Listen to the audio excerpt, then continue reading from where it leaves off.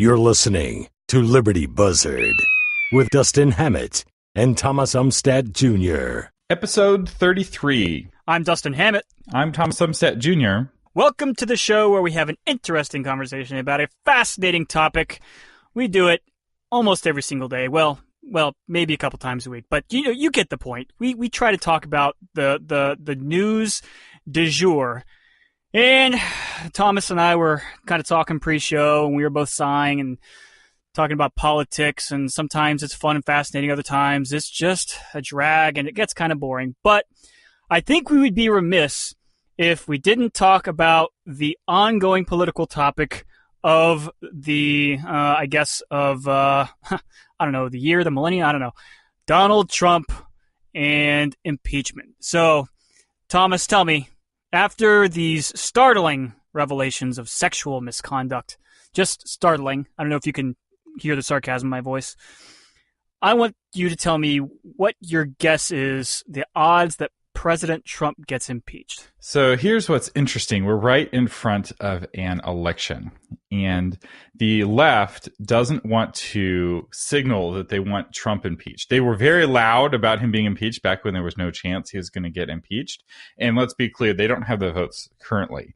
Their hope is that they get control of the Senate, they get control of the House, and they're able to impeach Trump. That's not going to happen unless they were somehow able to get I think you need 2/3 of the House to remove from office.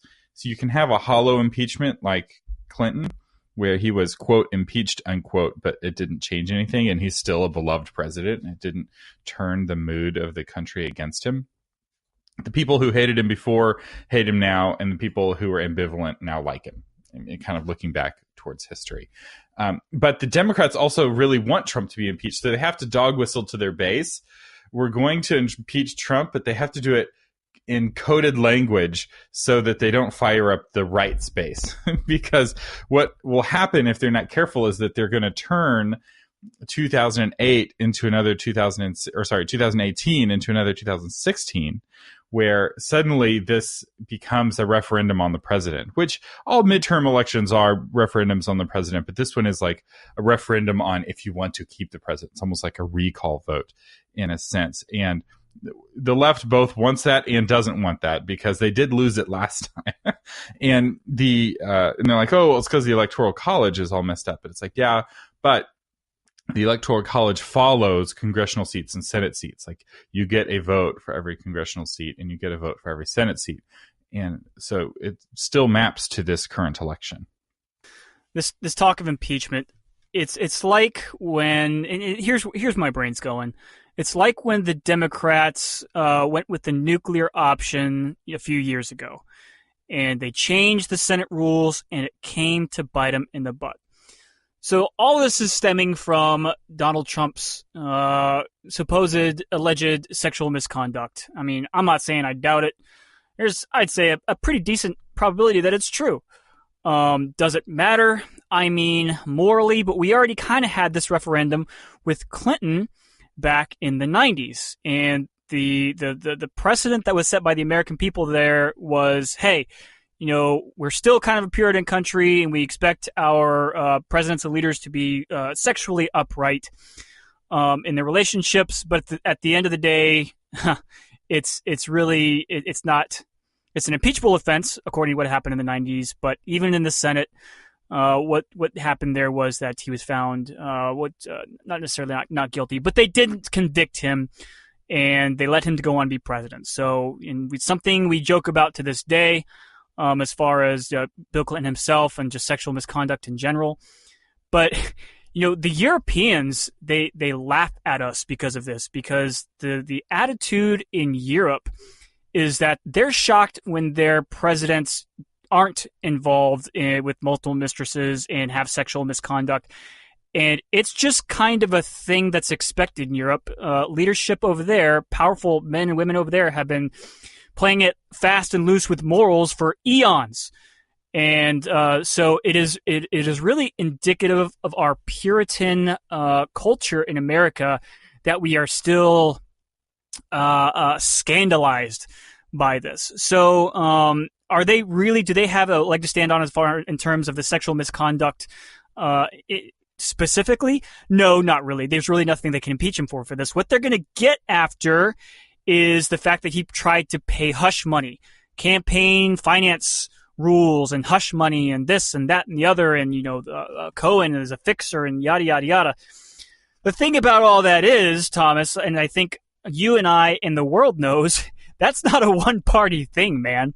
And I think the Democrats, especially the ones who are playing fast and loose with their morals, better think twice before they go too far down this road and set a precedent, because once that precedent is set, it's hard to come back from it. So I don't know. It's kind of touchy. What do you think about it, Thomas? So it's fascinating to me. I live in evangelical world, as you know, and I'm definitely on evangelical Facebook. So while I have lots of friends who are not evangelical, I'm not necessarily Facebook friends with them. I connect with them via other social networks. And when evangelicals are outraged about something, it's very obvious on my Facebook because they are all going on about it. And none of them are talking about Trump's sexual escapades ever. And it's fascinating to me because these are often the exact same people that I saw outraged over Clinton's escapades. And the things that we didn't like about Clinton was that he was a liar and that he was promiscuous. If you could distill it down to its quintessential core, why do we dislike Clinton? He's a liar and he's promiscuous. It wasn't because he was particularly liberal on the policies. He had some liberal policies, but he also worked with the Republicans on some issues. And sure, he was a Democrat, so that was probably maybe the third thing. It's like he was a liar, he's promiscuous, and he was a Democrat. He was a liberal Democrat. But that's what you would expect from a Democrat, for them to be a Democrat. Like, that's not a surprise. That's not something to be scandalized over. And so we look at Trump, and he'll often say one thing and then say the opposite thing, sometimes the very next day. And no one's outraged that he's lying or that he's offered two versions of the truth. And no one's really questioning whether he's promiscuous. He's been on Howard Stern bragging about his promiscuity. Like, this is not a secret. This is, some would say a feature, right? He's a player. He's got all these women who want him because he's so powerful and rich. And because he is not ashamed of his behavior, no one feels like they have the moral authority to say you should be ashamed of your behavior. And that's just fascinating to me. I still think character matters. In fact, the older I get, the more I feel that character matters, more than the particular policy positions, because I realize that we are in a representative democracy or a constitutional republic, and what we're doing is we're electing men and women of good character to make good decisions with the information that they have, and not to be robots who vote along a line of issues. And some people want a robot who votes along a line of issues. And as long as you do the thing that I want on the issue that I want, you can be as much of a scalawag as you care to be, as long as you do my issue. But I feel like that undermines our moral integrity as a country. I like the fact that American presidents morally were held to a higher standard than French presidents. I don't think that French presidents and their many mistresses should be our standard. I think that there's something nice about not being French. We already have a France. This is the only America that we have. And I think there's something special here that needs to be protected.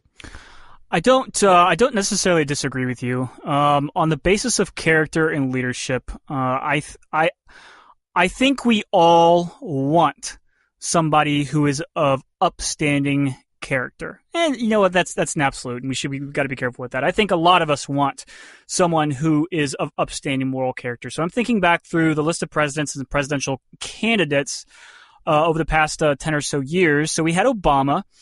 And, problems with his politics. Was he playing some political games behind the scenes? He's a Chicago machine Democrat. So I can't for a second doubt that he was playing some games back there. But as far as a human man, I don't really have any problems with his character. Everything that I know about him shows that he is a faithful husband to his wife and a good father to his children. So as far as a family man, I really got to respect him. I haven't seen anything, and maybe you know something that I don't, that shows anything but a good moral character in that sense. George W. Bush, same thing. He was a good man, faithful to his wife. He had his own troubles growing up as a kid, and with substance abuse, got over that. And both from what you hear in popular reports, but also from what I hear from friends of mine who have actually met him, is he is a good human being. He's generally interested in people. He's been quiet as a former president. You really just don't hear a lot from him. And he really just kind of does his own thing. He's active in charity. So he does the same thing. Character wise, George W. Bush, Barack Obama are good men. And then we have the John McCains, we have the Mitt Romneys, who are the same way. They're pretty morally upstanding individuals. So I think for the most part, the individuals that the American people select, or that their parties select, to stand before the public as candidates for the highest office in the land, generally speaking, the job description requires them to be, at least on the surface, morally upstanding individuals. And the exceptions, as you already mentioned, Thomas, the two exceptions there are Bill Clinton and Donald Trump. Those two, opposite sides of the political spectrum, two peas in a pod, because even just reaching back in my memory when I was still a kid, when Bill Clinton was running for the presidency, I don't think there was anybody out there that thought that he was faithful to Hillary Clinton.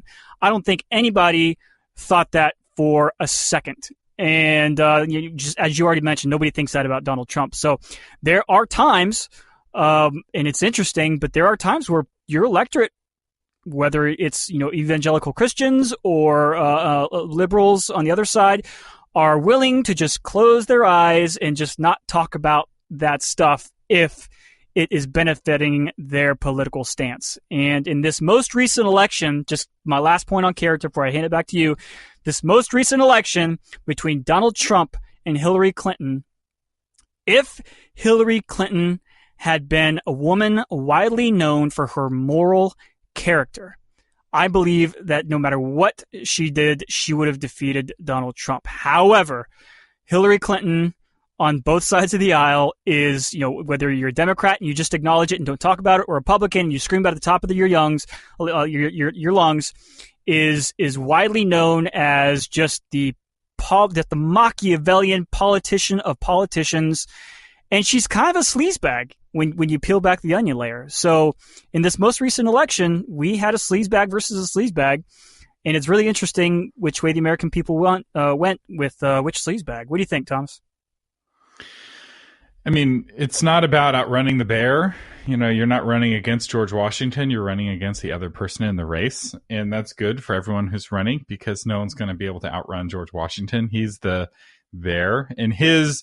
he wasn't perfect, but our perception of him having high moral character, especially in a political context, has forced us to hold our presidents to a high moral standard. And I'm really thankful for him for doing that. If he had been a very corrupt president and was using the office to enrich himself, I think the nation may not have lasted this long, and it definitely would not have had as good leaders as it has had. That said, it's kind of like when you're in those racing games and there's the ghost car of you that's like your best time on that track, and in a sense there's the ghost of George Washington, and it's always still on the track, still running for president. He's the one guy who got elected unanimously the first time he ran, and the one guy who could have run a third time and chose not to just because of character, because he wanted to be Cincinnatus, which is a discussion for another time. And I feel like the ghost of George Washington still haunts our presidents, and that standard still haunts our presidents, and I think that's a good thing. Just like the ghost of King Arthur haunts British kings. There's this standard of this just king who had a circular table and he treated his nobles with equality. And he was brave and true. And if you want to be a good king, you have to be just and brave and true, and you have to protect the weak. And that is different than the ghost that haunts the czars of Russia and the leaders of Russia. And you're like, well, who's the ghost that haunts them? What's the ideal leader that they hold up? And it's like, well, it's given away in what they call themselves. They're Russians, and yet they call themselves czars when they become the most powerful man in the country. And what is czar for? It's Russian for Caesar. Caesar. They want to be Julius Caesar, who was a very corrupt, very evil man who used his office to enrich himself. He was also a brilliant tactician, a brilliant communicator, and very powerful, and killed everyone who opposed him until he got killed himself. And I think that tells you a lot of what you need to know about Russia's leadership style and the kind of leaders they expect and what they expect of their leaders. Now, I do want to point out, because I know some of you are shouting at your iPhones right now, Clinton wasn't impeached for sexual misconduct. He was impeached for lying under oath. But in the court of public opinion, the nuances were lost of what exactly he was impeached for, because what he lied about under oath was his sexual relationship. And some people are like, well, of course you lie about your sexual relationship. Everyone does that. That's not perjury. That was kind of the line on the left. And the line on the right was like, no, truth is truth. You've got to protect truth, especially when you're under oath. If you lie about anything under oath, that is an impeachable offense. We've got to get you out of office to keep that from poisoning the country, where people can think they can just say whatever they want under oath and there are no consequences to lying. And you have Clinton saying, well, it depends what you mean by is, right? Just questioning the very essence of English as a language to try to get out from saying the truth or speaking clearly. And we stood up against that in the 90s. I don't know if we have the moral authority to stand up against that now. I don't know who has that moral authority. The left doesn't have it. They don't have moral authority on sexual issues. From their perspective, as long as it's two consenting adults, there's nothing that is inappropriate. So they don't have the moral authority. The moral authority is going to have to come from the church. And I have yet to see anyone in the church stand up and say this is wrong. Even though you're doing what we want politically, you're still not you're not living up to the standards we have for you morally. We'll see if it happens. Yeah, I appreciate that clarification, Thomas, because I don't think I made that point very well. So, yeah, yes, Bill Clinton was indicted for perjury and was tried in the Senate on that charge. The point that I was trying to make was, was he really indicted for perjury, or was that just the hammer that was swung to hit the nail? And it's my opinion that was just the hammer that was swung to hit the nail. Just like it's not the fact that Donald Trump paid hush money to a porn star. It's the fact that's the tool that can be used to get at him within the confines of the law. That's just the tool that is being wielded by the people who consider themselves anti-Trumpers.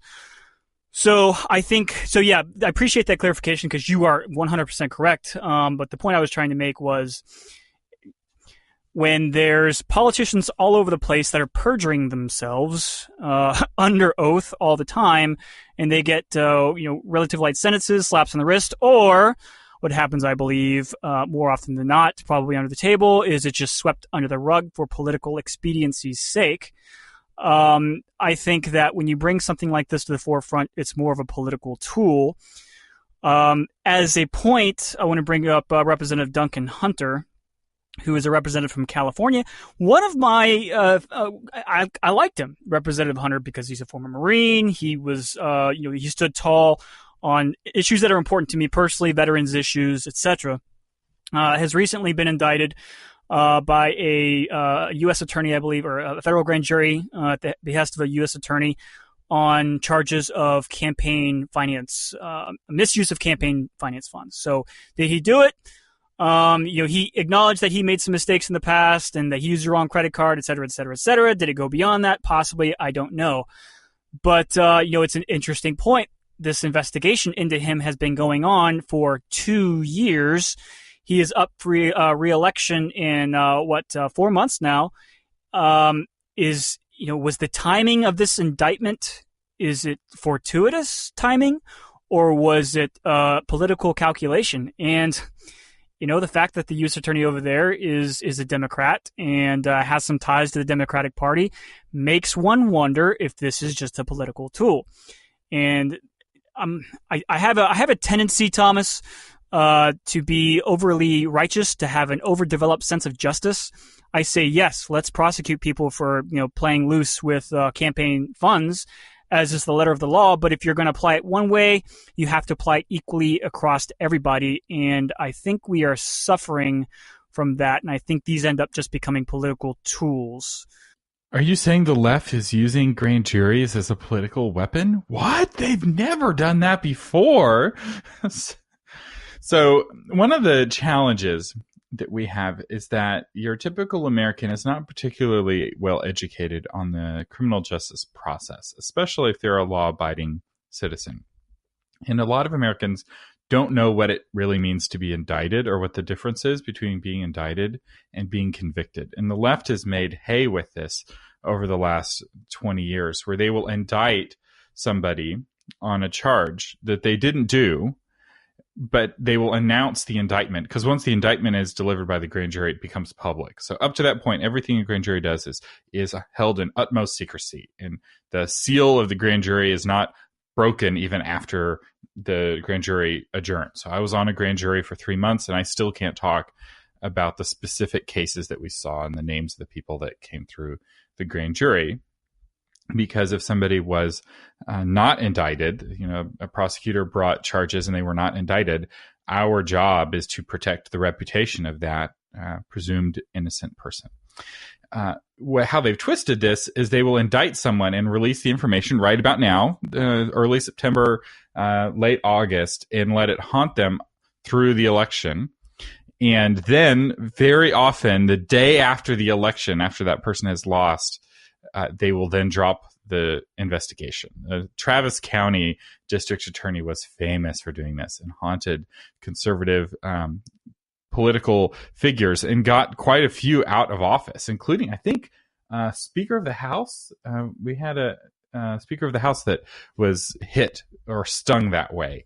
I think Rick Green was stung that way. So it's a very common technique, which makes me sad, because the burden of proof for an indictment is pretty low. It's just probable cause. Like, I suspect this might have happened, so we're going to give the indictment. And the whole point of an indictment is it's giving the process, it's moving the process along so that it can go to trial, so that there can be an actual investigation and an actual conviction. And announcing indictments like this is really early, and the timing is really suspicious. That said, the things that he's accused of doing are really shameful. And I remember Duncan Hunter. I remember going to the straw poll, supporting Ron Paul. And in Texas, there was a big GOP straw poll in 2007 for various candidates. And no, maybe earlier than that. I don't remember when it was. Anyway, Duncan Hunter was there, Ron Paul was there, and Duncan Hunter was the only guy I didn't hate of the other candidates running against Ron Paul. And he's the one who won, partly because the party put their finger on the scale for him. None of the big candidates came to the straw poll. Ron Paul was actually the biggest candidate at the straw poll, which is fascinating. Texas just doesn't matter for presidential politics, and presidential candidates can't even bother to show up for a poll of party insiders. But it does make me sad if this is true, that Duncan Hunter's spending $10,000 to fly his bunny to Europe. I mean, that's kind of crazy. That's not swiping the wrong credit card. That's just being bad with money. No bunny's worth that. And I own a rabbit. Yeah. Yeah. I hope it's not true. I hope it's overdone. But, I got to let the process run its course. It's interesting, Tom, since you brought up the use of the grand jury as a political weapon. And you brought up, there in Travis County, for those those of us who are not familiar with Texas politics, this is actually a really fascinating case study, because what happened, I encourage everybody to go look this up. We'll try to put a couple links in the show notes. What happened was the governor at the time, it was Rick Perry, wasn't it? Yes, I think it was Rick Perry, defunded the Travis County, and the city of Austin, which is the capital of Texas, lies within Travis County. And the Travis County attorney the district attorney had a special office, which was designed and funded by the state, was designed to look into political misconduct under Rosemary Laneberg. Like you said, she was very famous for using this as a political tool. Fun fact, She was convicted of DWI. Great video to watch. Very entertaining. Highly recommend everybody look that one up. Tried to use her power and position to get out of a clear DWI. Yes. Talk about the... Oh, she was drunk as a skunk. And the police...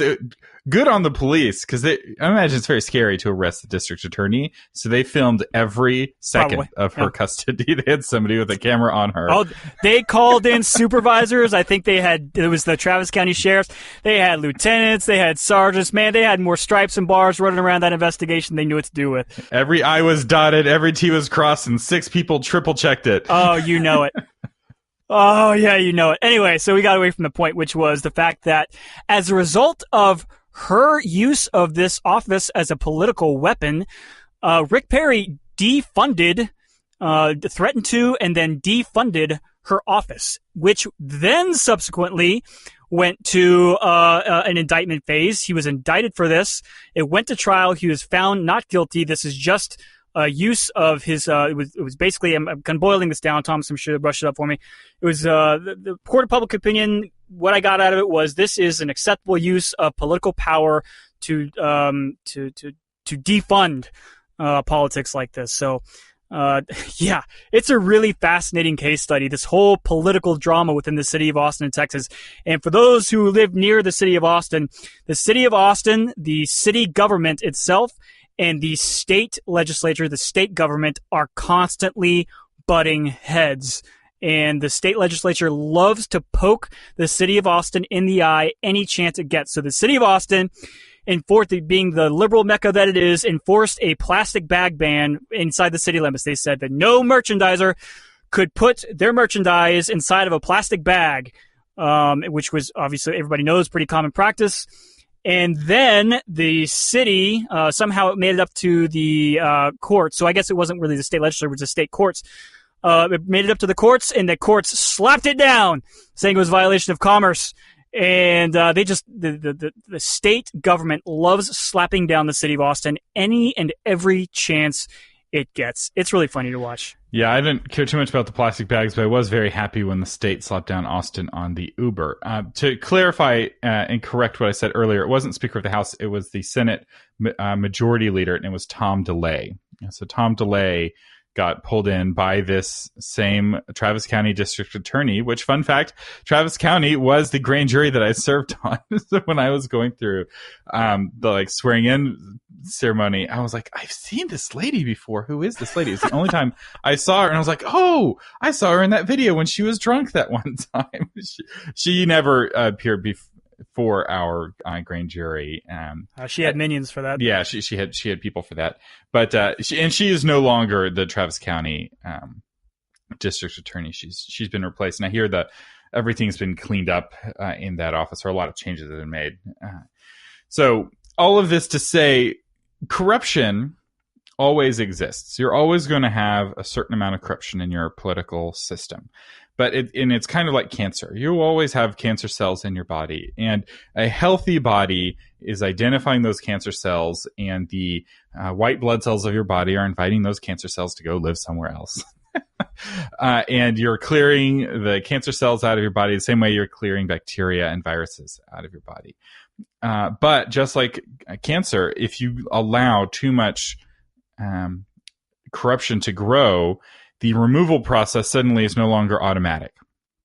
It suddenly becomes painful, where you have to cut into the body to physically remove the cancer. And if that doesn't work, the treatment is even more painful. It's a systemic treatment that is potentially fatal. And if you're still unable to remove the cancer will eventually win and destroy the body. And you see this with countries, and typically the country that loses a war is the country with the more corrupt political system, whether it's Carthage being so corrupt they couldn't pull it together to beat Rome, even though they had clearly superior leadership and clearly superior troops, but their corruption got in the way, all the way to more modern wars, like the Mexican-American War, where the Mexican government was so afraid of their own citizens, they wouldn't release their weapons so that the citizens could arm themselves to fight off the invaders, because they were more afraid of their own citizens being armed and having power than they were of Americans conquering them. So when that's your mindset, you can't win a war. I mean, imagine if the tides were turned and Mexico was invading America. America put a hand in every single citizen's hands. Many of the citizens already had weapons in their hands. They were members and felt connected to and served by their government and would have fought to defend it, even if they weren't a member of the armed forces. And this corruption, we have to constantly be cutting it out when we find it. And when we see it, we've got to get rid of it, especially when it's in our own party. It's much easier for Republicans to deal with other Republicans than it is for Republicans to deal with Democrats, because like, oh, you're just attacking me because you want my power, political power.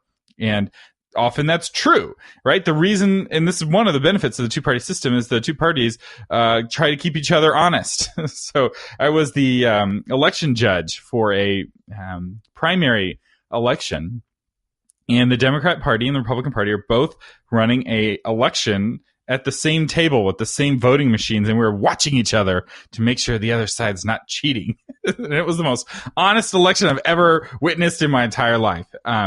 And that's how elections are, right? We keep each other honest, and in that process, that system has got to work. And if you're willing, and you need to be willing to clean up your own party, all of that to say, I think that we've got to, anti-corruption, getting rid of corrupt people who are using the office to enrich themselves is so important. And if Duncan Hunter really is guilty, he needs to be prosecuted. And if he's not guilty, he needs to not be. Obviously, the problem is that there's no way to find out before the election. What they should have done is release this information during the primary season so that he could be replaced with somebody else in his own party. It would have been easier to get the corruption out, because most likely he's going to win re-election. Voters don't care about this nearly as much as they care about what party you're in, which makes me sad, but it also matters, right? It makes sense, right? If guns and abortion are really important to you, it makes sense that you'd rather have the corrupt person who is, taking a little bit of money off the side, but who's going to not kill babies and not take away your guns, rather than an honest man who's going to honestly kill babies and honestly take away your guns. I get that. I just wish that these district attorneys would be more against corruption and less trying to empower their own political party. End of speech. End of speech. Yeah, I mean, it's you got to be careful with it, because if you're using our criminal justice system as a tool to persecute the members of the other political party, the criminal justice system is there for one thing only, and that is to prosecute people who are criminals. But if it's used as a tool, as a political tool, it starts becoming very, very ugly, very, very fast. And you start going down the road of some pretty ugly stuff, which we've seen in history, which we see with I'll call less efficient governments across the world today, where all of a sudden, you get out of office, the opposing party gets in office, and now you found yourself in jail for doing stuff, that is the normal course of business, or that the other party's doing too, but it becomes a tool and gets really ugly fast. So I resent very much the criminal justice process, which is so flawed already, being used as a political weapon. And yeah. It almost gets to the point where I think prosecutors should have a little bit more skin in the game in terms of, and they've kind of done this in Texas on the criminal side, with the I can't remember his name, but the guy here in Williamson County who was falsely convicted so long ago, and ended up, it was found out that exculpatory evidence was withheld, et cetera, et cetera, et cetera. So here in Texas, they created a law about it, and making sure that you release all the information. If you don't, a prosecutor can be held political or criminally liable, which I think is important. So I think these prosecutors need make sure they have a little bit of skin in the game too. So if they're going to be unscrupulous, we can reach back and snag them up. But yeah, that's the perfect world, Thomas, and we live in the world as it is. But we strive for that perfect world. We race against the ghost of George Washington on the Mario Kart field, hoping that by going against him and trying to catch up to his example, perhaps it will cause us to go faster than we otherwise would have gone. It's all about who you let set your pace. One final story, and then I know we need to go, but there's this movie about this old man who never became a Major League Baseball player. He was a coach, a baseball coach, and he ends up at the end of the movie playing professional baseball as the oldest rookie. I think it's the name of this Rookie of the Year. And does it star Kevin Costner? Yes, but during the show, he's pitching for his players, and they don't realize that they are swinging against a Major League pitcher. They just think, oh, yeah, this is our old coach. What does he know? And so they have to learn how to hit when he's throwing. And then when they go up against these high school pitchers, they are knocking it out of the park left and right. And I think they win the state championship, or they make it to the state playoffs. Like, they do very, very well as a team. And the reason that they do very well is they're being held to this high standard. And just because it's a high standard doesn't mean that we should throw it away. We should hold our presidents to the standard of George Washington, and don't use a lower standard of the last guy, because if you always use the standard of the last guy, you'll always slip until eventually you've lost your former greatness. So anyway, those are our thoughts. We want to know what you think. Feel free to drop us a line at libertybuzzard.com. We would, and if you would be willing, leave us a review on Apple Podcasts. This is so important for how people discover the show, and we do not have very many reviews right now. So if you'd leave a review, we would greatly appreciate it. Only if it's a nice one. Any review at this point, we'll take whatever we can get. But I like the nice ones. Yes, we need some encouragement in our lives. We realize this was a political episode. We haven't talked a lot about politics, so let us know if you like political episodes, or if you want us to talk more about futurism, or if there's a topic that's burning on your heart. Do let us know. This was episode 33. I'm Thomas Umstattd Jr. I'm Dustin Hammett. And you've been listening to Liberty Buzzard. This episode of Liberty Buzzard is brought to you by Tom Umstattd CPA. Tom has over 35 years of experience helping people like you pay only their fair share in taxes. Don't let the IRS stress you out. Get Tom and his team on your team at taxmantom.com.